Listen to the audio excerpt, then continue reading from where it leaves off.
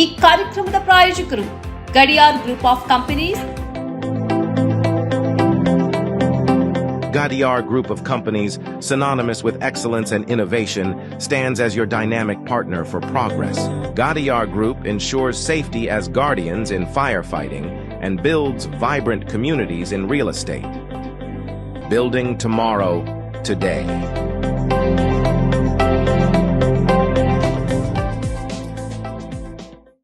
Kudukoli petrol pump Perla ವಿಶ್ವಾಸಾರ್ಹ ಸೇವೆಗೆ ಅಬ್ದುಲ್ಲಾ ಮದುಮೂಲೆ ಸಾರಥ್ಯದ ಪೆರ್ಲಾ ಕುಡುಕೋಳಿ ಪಂಪ್ಗೆ ಭೇಟಿ ನೀಡಿ. ರಾಜ್ಯ ಹೆದ್ದಾರಿ 64ರಲ್ಲಿ ನಿಮಗಾಗಿ ಕಾಯುತ್ತಿದೆ.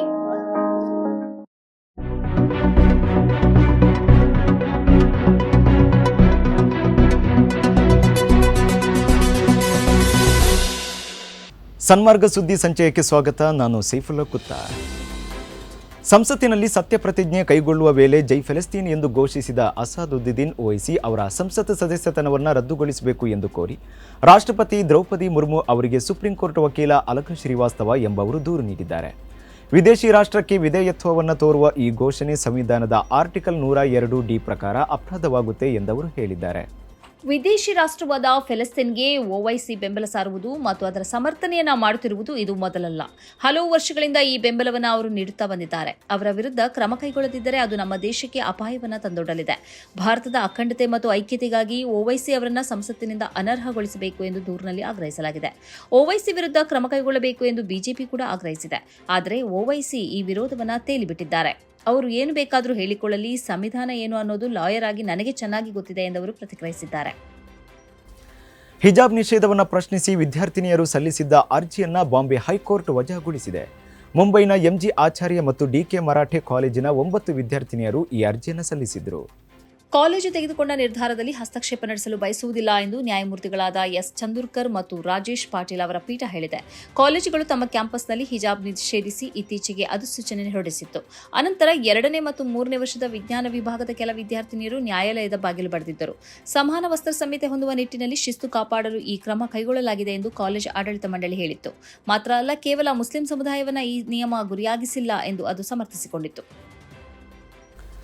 ತಕ್ಷಣದಿಂದ ಕನ್ನಡ ಸುದ್ದಿವಾಹಿನಿ ಪವರ್ ಟಿವಿ ತನ್ನೆಲ್ಲ ಕಾರ್ಯಕ್ರಮಗಳ ಪ್ರಸಾರವನ್ನು ನಿಲ್ಲಿಸಬೇಕು ಎಂದು ಕರ್ನಾಟಕ ಹೈಕೋರ್ಟ್ ಆದೇಶಿಸಿದೆ. ಪವರ್ ಟಿವಿ ತನ್ನ ಚಾನೆಲ್ಗೆ ಪರವಾನಗಿ ನವೀಕರಿಸಿದ ಹಿನ್ನೆಲೆಯಲ್ಲಿ ಎಲ್ಲ ಕಾರ್ಯಕ್ರಮಗಳನ್ನು ಸ್ಥಗಿತಗೊಳಿಸಲು ಆದೇಶಿಸಲಾಗಿದೆ. ಧರ್ಮಸ್ಥಳ ಸೌಜನ್ಯ ಹೋರಾಟಗಾರರ ಬಗ್ಗೆ ಟೀಕೆ ಸೇರಿದಂತೆ ಹಲವಾರು ಮಾನಹಾನಿಕರ ಸುದ್ದಿಗಳನ್ನು ಬಿತ್ತರಿಸಿದ ಆರೋಪವನ್ನು ಪವರ್ ಟಿವಿ ಹೊಂದಿದೆ. ಸೌಜನ್ಯ ಪ್ರಕರಣಕ್ಕೆ ಸಂಬಂಧಿಸಿದಂತೆ ವಿಚಾರಣೆಯ ವೇಳೆ ಪವರ್ ಟಿವಿ ಪರವಾನಗಿ ಇಲ್ಲದೆ ಕಾರ್ಯಕ್ರಮವನ್ನು ಪ್ರಸಾರ ಮಾಡುತ್ತಿದೆ ಎಂಬ ಅಂಶ ಪ್ರಸ್ತಾಪಕ್ಕೆ ಬಂದಿದೆ. ರಾಕೇಶ್ ಶೆಟ್ಟಿ ಅವರು ತಮ್ಮ ಚಾನೆಲ್ ಅನ್ನು ಕಾನೂನುಬಾಹಿರವಾಗಿ ನಡೆಸುತ್ತಿದ್ದಾರೆ. 2021ರಿಂದಲೂ ಈ ಚಾನೆಲ್ ಪರವಾನಗಿ ನವೀಕರಣವಾಗಿಲ್ಲ ಎಂದು ಅರ್ಜಿದಾರರು ನ್ಯಾಯಪೀಠಕ್ಕೆ ತಿಳಿಸುವ ಮೂಲಕ ಈ ಪ್ರಕರಣ ಬೆಳಕಿಗೆ ಬಂದಿದೆ. ಹಜ್ ನಿರ್ವಹಿಸಿ ಹಿಂತಿರುಗಿದ ಟೆನ್ನಿಸ್ ತಾರೆ ಸಾನಿಯಾ ಮಿರ್ಜಾ ಮತ್ತು ಅವರ ಕುಟುಂಬದ ಫೋಟೋಗಳು ಸೋಷಿಯಲ್ ಮೀಡಿಯಾದಲ್ಲಿ ವೈರಲ್ ಆಗಿದೆ. ಸಾನಿಯಾ ಸಹೋದರಿ ಆನಮ್ ಮಿರ್ಜಾ ಮತ್ತು ಆಕೆಯ ಪತಿ ಅಸಾದುದ್ದೀನ್ ಅವರು ಈ ಚಿತ್ರಗಳನ್ನು ಸೋಷಿಯಲ್ ಮೀಡಿಯಾದಲ್ಲಿ ಅಪ್ಲೋಡ್ ಮಾಡಿದ್ದಾರೆ. ಅಲ್ಲಾಹನ ಅನುಗ್ರಹದಿಂದ ಹಜ್ ಪೂರ್ತಿ ಮಾಡಲು ಅವಕಾಶ ಲಭಿಸಿತು ಎಂದು ಅಸಾದುದ್ದೀನ್ ಅವರು ಇನ್ಸ್ಟಾಗ್ರಾಂನಲ್ಲಿ ಬರೆದಿದ್ದಾರೆ. ಸಾನಿಯಾ ಮತ್ತು ತಂದೆಯ ಜೊತೆ ತಾನಿರುವ ಫೋಟೋವನ್ನು ಆನಮ್ ಮಿರ್ಜಾ ಇನ್ಸ್ಟಾಗ್ರಾಂನಲ್ಲಿ ಹಂಚಿಕೊಂಡಿದ್ದಾರೆ. ಹಜ್ ನಿರ್ವಹಿಸಿ ಹಿಂತಿರುಗಿದ ಟೆನ್ನಿಸ್ ತಾರೆ ಸಾನಿಯಾ ಮಿರ್ಜಾ ಮತ್ತು ಅವರ ಕುಟುಂಬದ ಫೋಟೋಗಳು ಸೋಷಿಯಲ್ ಮೀಡಿಯಾದಲ್ಲಿ ವೈರಲ್ ಆಗಿದೆ. ಸಾನಿಯಾ ಸಹೋದರಿ ಆನಮ್ ಮಿರ್ಜಾ ಮತ್ತು ಆಕೆಯ ಪತಿ ಅಸದುದ್ದೀನ್ ಅವರು ಈ ಚಿತ್ರಗಳನ್ನು ಸೋಷಿಯಲ್ ಮೀಡಿಯಾದಲ್ಲಿ ಅಪ್ಲೋಡ್ ಮಾಡಿದ್ದಾರೆ. ಅಲ್ಲಾಹನ ಅನುಗ್ರಹದಿಂದ ಹಜ್ ಪೂರ್ತಿ ಮಾಡಲು ಅವಕಾಶ ಲಭಿಸಿತು ಎಂದು ಅಸದುದ್ದೀನ್ ಇನ್ಸ್ಟಾಗ್ರಾಂನಲ್ಲಿ ಬರೆದಿದ್ದಾರೆ. ಸಾನಿಯಾ ಮತ್ತು ತಂದೆಯ ಜೊತೆ ತಾನಿರುವ ಫೋಟೋವನ್ನು ಆನಮ್ ಮಿರ್ಜಾ ಇನ್ಸ್ಟಾಗ್ರಾಂನಲ್ಲಿ ಹಂಚಿಕೊಂಡಿದ್ದಾರೆ. ಹಜ್ ಯಾತ್ರೆಗೆ ಕರ್ಕೊಂಡು ಹೋಗುತ್ತೇವೆ ಎಂದು ಹೇಳಿ ವಂಚಿಸಿದ 400ಕ್ಕಿಂತಲೂ ಏಜೆಂಟರುಗಳನ್ನು ಈಜಿಪ್ಟ್ನಲ್ಲಿ ಬಂಧಿಸಲಾಗಿದೆ.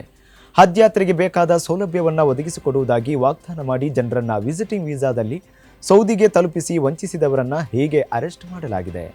16 ಟೂರಿಸಂ ಕಂಪನಿಗಳ ಲೈಸೆನ್ಸ್ಗಳನ್ನು ರದ್ದು ಮಾಡಿರುವುದಾಗಿಯೂ ಈಜಿಪ್ಟ್ ತಿಳಿಸಿದೆ.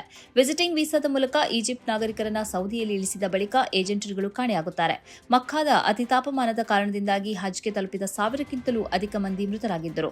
ಇವರಲ್ಲಿ ಹೆಚ್ಚಿನವರು ಈಜಿಪ್ಟಿಯನ್ನರಾಗಿದ್ದಾರೆ. ಮೃತರಲ್ಲಿ 83% ಮಂದಿ ಕೂಡ ಹಜ್ ಪರ್ಮಿಟ್ ಇಲ್ಲದೆ ಸೌದಿಗೆ ಬಂದವರು ಎಂದು ಸೌದಿ ಹಜ್ ಸಚಿವಾಲಯ ತಿಳಿಸಿದೆ. ಅಕ್ಟೋಬರ್ 7ರಂದು ಹಮಾಸ್ ನಡೆಸಿದ ದಾಳಿಯ ಬಳಿಕ ಇಸ್ರೇಲ್ ನಾಗರಿಕರಲ್ಲಿ ತೀವ್ರ ಅಸುರಕ್ಷಿತ ಭಾವ ಉಂಟಾಗಿದೆ ಎಂದು ವರದಿಗಳು ಪ್ರತಿದಿನ ವರದಿಯಾಗುತ್ತಿವೆ. ಇವರಲ್ಲಿ ಅತಿ ಹೆಚ್ಚು ಅಸುರಕ್ಷಿತತೆಯನ್ನು ಅನುಭವಿಸುತ್ತಿರುವುದು ಮಹಿಳೆಯರು ಎಂದು ಕೂಡ ಗೊತ್ತಾಗಿದೆ. ಹಮಾಸ್ ಆಕ್ರಮಣದ ಬಳಿಕ ಬಂದೂಕು ಲೈಸೆನ್ಸಿಗಾಗಿ ಇಸ್ರೇಲಿಯನ್ನರು ಮುಗಿಬೀಳುತ್ತಿದ್ದಾರೆ. ಈವರೆಗೆ 42,000ಕ್ಕಿಂತಲೂ ಅಧಿಕ ಮಹಿಳೆಯರು ಬಂದೂಕು ಲೈಸೆನ್ಸ್ ಅನ್ನು ಕೋರಿ ಅರ್ಜಿ ಸಲ್ಲಿಸಿದ್ದಾರೆ ಎಂದು ಗೊತ್ತಾಗಿದೆ.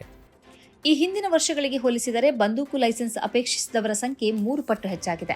ಈ 42,000 ಅಪೇಕ್ಷಿತರ ಪೈಕಿ 18,000 ಮಂದಿಗೆ ಲೈಸೆನ್ಸ್ ನೀಡಲಾಗಿದೆ ಎಂದು ವರದಿಯಾಗಿದೆ.